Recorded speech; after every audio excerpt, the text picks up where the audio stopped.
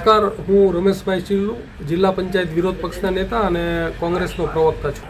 કાલે હું બોટાદ નગરપાલિકા વિસ્તાર અને બોટાદ વિસ્તારની અંદર લોકોના જનસંપર્ક માટે નીકળ્યો. ત્યારે લોકોમાંથી અને આમ મીડિયામાંથી પણ મને એવું જાણવા મળ્યું કે જે મેડિકલ સ્ટોરો ચાલે છે એમાં ફાર્માસ્યુટિકલ જે લોકો હોય છે એ એની અંદર હોતા નથી અને એમના આ બધી મેડિકલો ચાલે છે, જેના કારણે ફાર્માસ્યુટિકલ વ્યક્તિ ન હોવાના કારણે આમાં જે દર્દીઓ છે આના સાથે છેડા થઈ શકે છે. એટલે મારી વાત એટલી છે કે જો આવું કોઈ બોટાદ જિલ્લાની અંદર જે મેડિકલ સ્ટોરમાં જો ચાલતું હોય તો આની અંદર તાત્કાલિક તપાસ કરવામાં આવે અને તપાસ કરી અને આવા કોઈ મેડિકલ હોય તો એની સામે કાયદેસર કાર્યવાહી કરવામાં આવે.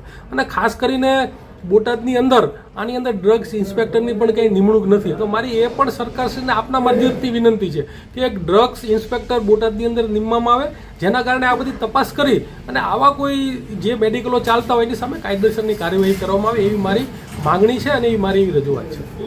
કેટલાક સમયથી ચાલે છે એ મને તો ખાલી માહિતી, હું આમાં લોક સંપર્કમાં નીકળ્યો તો લોકોમાંથી મને આવી વાતો મળી છે કે આ લોકો જે મેડિકલ સ્ટોરો છે એ ભાડા ઉપર અથવા તો કોઈ બીજા માણસોને બેસાડીને ચલાવે છે. એટલે એકાએક આરોગ્યનો પ્રશ્ન હતો એટલે એક વાત મેં લોકોની સમક્ષ મૂકવા અને તંત્ર સુધી પહોંચાડવા માટેનો મારો એક આ નમ્ર એક પ્રયાસ છે, જેના કારણે લોકોના આરોગ્ય સાથે છેડા ન થાય અને લોકોને યોગ્ય દવા મળી શકે. અને જો આવું કંઈ ન ચાલતું હોય તો પણ તપાસ કરી અને યોગ્ય આમાં કાર્યવાહી કરવામાં આવે એવી એક મારી વિનંતી છે.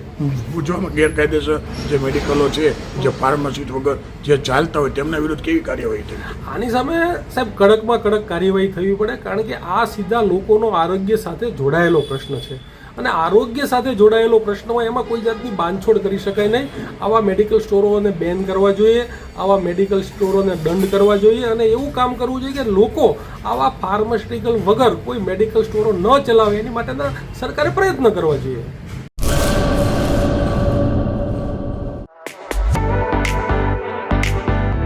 Dharmasut Suzuki,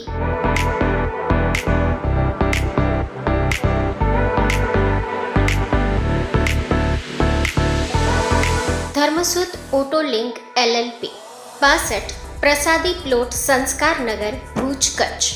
mobile number 9825553691.